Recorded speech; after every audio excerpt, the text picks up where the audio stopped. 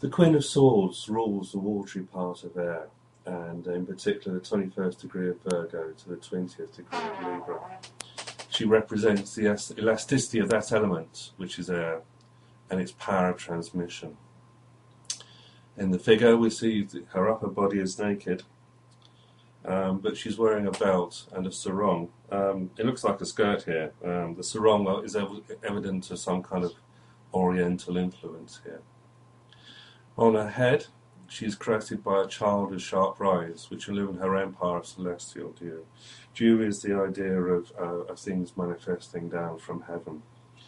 The throne, the throne is actually a cloud.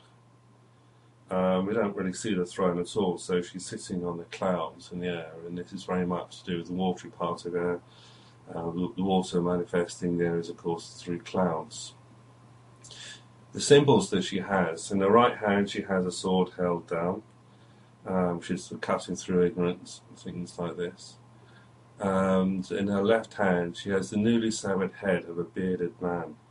Quite who the bearded man is, as we're not sure, but it may well be to do with Adam Kadmon or something like this, because that's how in the Judaic tradition the goddess sometimes sings. So she's clearly severing some kind of thing to do with the intellect.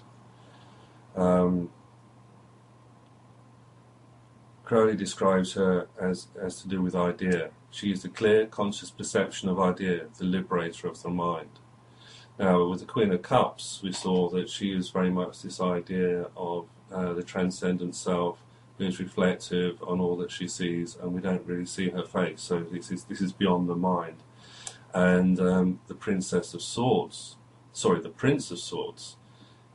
represents the idea of mind and its scattering qualities, where there's random thoughts and ideas coming on. It's untamable and it's going in all kinds of directions.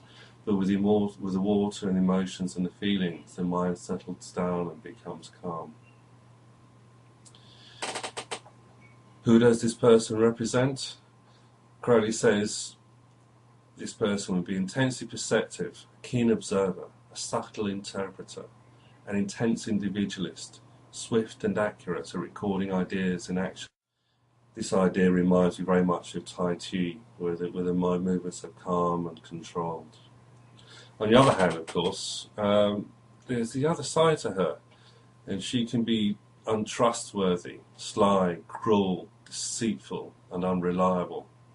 And she's very dangerous because, of course, we've no idea what she's going to do next. So she can appear beauty, but underneath there's this kind of tortured soul in there that's full of anguish and sorrow. There is an outcome to this card as well.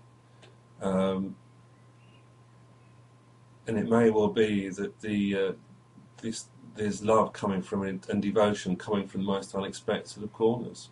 It could be for a woman that the man she just thought was a friend, he's been harbouring these intense desires for her that she never realised.